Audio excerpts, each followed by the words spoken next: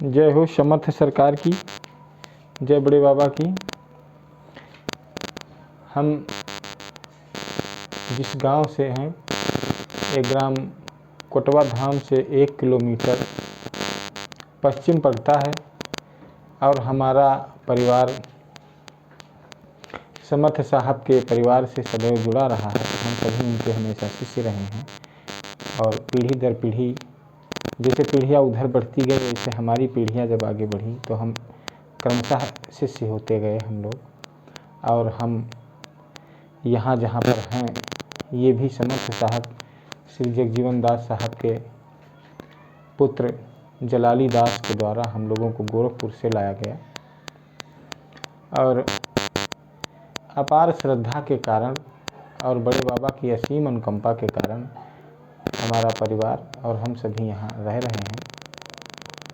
सदैव उनकी छत्र छाया हम लोगों पर बनी रहती है और कभी किसी प्रकार का दुख संकट पहली बात तो आता ही नहीं है उनकी कृपा के कारण। और जब कभी कुछ लगता भी है तो उनकी कृपा से सही भी हो जाता है और उनके परिवार का हम लोगों पर विशेष सानिध्य बना रहता है।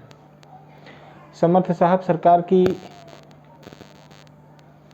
का जन्म संसार में उस समय हुआ था जब अनेक धर्म, अनेक पंथ अपने अपने संप्रदाय को लेकर के आपस में वाद विवाद कर रहे थे और एक दूसरे की निंदा स्तुति करने में लगे हुए थे। आडंबर का बोलबाला था, सदैव ऊंच नीच, छोटे बड़े का भेदभाव बहुत फैल गया था। उसी समय समर्थ सरकार का जन्म हुआ। कहते हैं जब जब हो ही धर्म कै हानि, बाढ़ असुर धम अभिमानी, तब तब धर प्रभु मनुष्य शरीरा। विभिन्न प्रकार के शरीर को धारण करके भगवान समाज की कुरीतियों को नष्ट करते हैं और पुनः धर्म की स्थापना करते हैं। तो उसी समय बड़े बाबा का जन्म हुआ और देखा कि उस समय बहुत ही छुआछूत, भेदभाव, ऊंच नीच आदि वैमनस्य समाज में फैले हुए थे।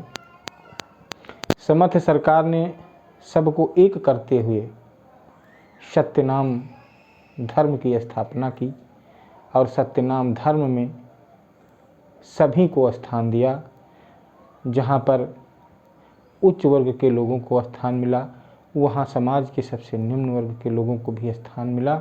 इसमें हिंदू धर्म के अलावा मुस्लिम, सिख, ईसाई सभी धर्म के महंत संतों ने यहाँ से दीक्षा ली और समर्थ साहब हमेशा ही सत्य का अनुसरण करने को कहते थे और सत्य नाम का पालन करने को कहते थे और हमेशा आडंबर से दूर रहने को कहते थे। जैसे कि उन्होंने कहा कि हर जो तो हरि का भजो, सत्य के दाना खाओ, जगजीवन दास सांची कहें तर बैकुंठे जाओ।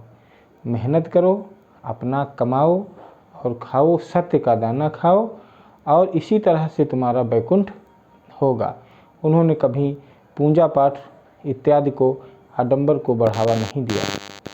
तो फिर भी समाज में कुछ ऐसे लोग होते हैं जो बीच बीच में ऐसे महापुरुषों को, ऐसे संतों को और ईश्वर को, जो ईश्वर के रूप में होते हैं, उनको भी सामना करना पड़ता है। उन कुरीतियों का सामना करना पड़ता है। ऐसे लोग होते हैं जो परेशान करते हैं और विभिन्न प्रकार से परीक्षाएं लेते रहते हैं। स्वामी जी को भी समाज में कम परीक्षाएं नहीं देना पड़ा। उन्हीं परीक्षाओं का और उन्हीं कीर्तियों का एक संकलन बन करके तैयार हुआ। कीर्तियाँ तो समर्थ साहब की बहुत हैं, लेकिन उनमें से 150 कीर्तियाँ इस कीरत सागर नामक ग्रंथ में संग्रहित हैं। और यह ग्रंथ सबसे पहले, जैसा कि इसके प्राकथन में प्रकाशक ने लिखा है कि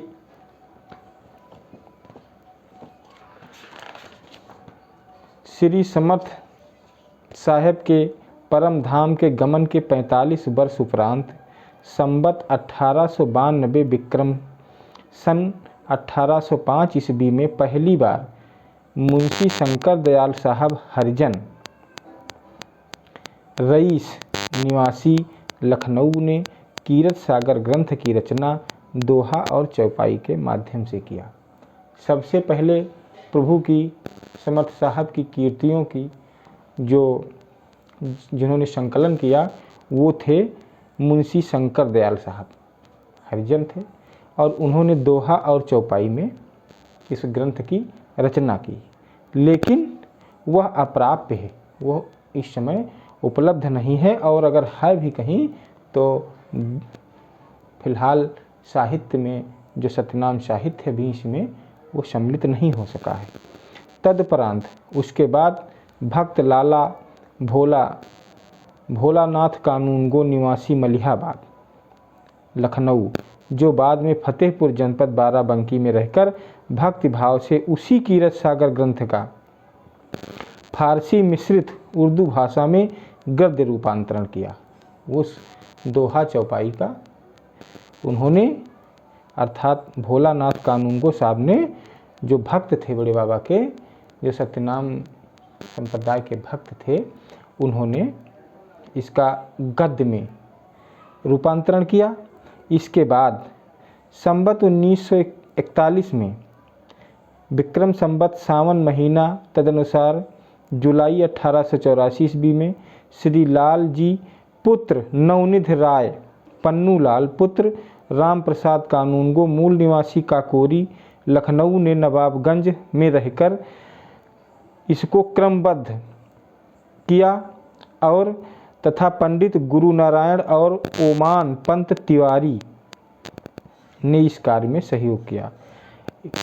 इन्होंने क्रमबद्ध क्या किया कि जैसे कि शुरू से जन्म से लेकर के क्रमशः जो कीर्तियाँ धीरे धीरे आगे हुई, तो उन्होंने छांट करके उसमें से जो ग्रंथ पहले से उपलब्ध था उसमें से अलग अलग करके और फिर क्रमवार रखने की कोशिश की। इस ग्रंथ में सर्वप्रथम स्वामी जगजीवन दास व उनके सिद्ध शिष्यों द्वारा जो 150 कीर्तियां हैं जो की गई वो इसमें संलग्न है, संकलन में हैं, और इन्हीं कीर्तियों का इन कीरत सागर में वर्णन किया गया है। इसी ग्रंथ को महंत कौशलेंद्र बख्शदास मंझले भैया, इनका दर्शन हमने भी किया है, अभी कुछ ही समय पहले परम धाम गमन हुआ है। इन्होंने इस ग्रंथ को कमोली धाम के महंत बाबा दीन दास कमोली धाम से प्राप्त कर 12 अक्टूबर 1987 ईस्वी तक स्वयं लिखकर हस्तलिखित प्रति अपने पास सुरक्षित की, और किसी अन्य स्रोत से प्राप्त इसी ग्रंथ का प्रकाशन जनवरी 1990 में भक्त शिरोमणि पत्रिका में रतापुर चौराहा रायबरेली से हुआ।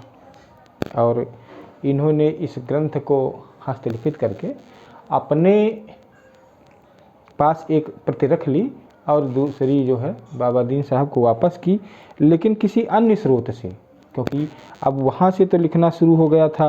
1892 ईस्वी से मुंशी शंकर दयाल साहब ने इसको कीरत सागर की रचना की, और उसके बाद भोलानाथ जी जो मलिहाबाद लखनऊ के थे उन्होंने तो वहीं से कहीं किसी स्रोत से पा करके और भक्त शिरोमणि पत्रिका में इसका 1990 में इसका प्रकाशन हुआ।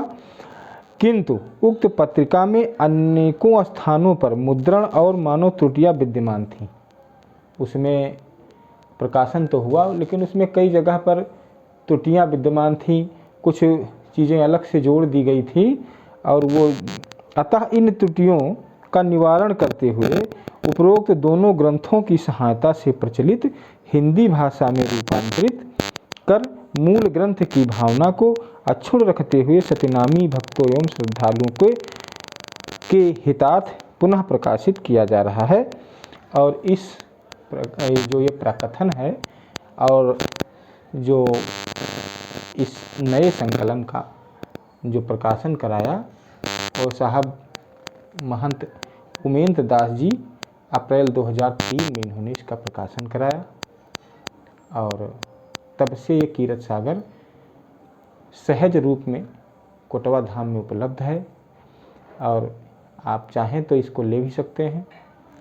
इसमें 150 कीर्तियाँ हैं बड़े बाबा की और बड़े बाबा के बारे में जानने के लिए एक सबसे अच्छा ग्रंथ है, गागर में सागर के समान है। 150 कीर्तियाँ इसमें हैं और आप इनको पढ़ सकते हैं। इन कीर्तियों को क्रमशः अगर समर्थ साहब की कृपा रही तो इनको हम धीरे धीरे आपको एक दो करके ऐसे ही इस चैनल के माध्यम से आप तक पहुंचाते रहेंगे। तब तक के लिए साहब की बंदगी, सत्यनारायण सरकार की बंदगी।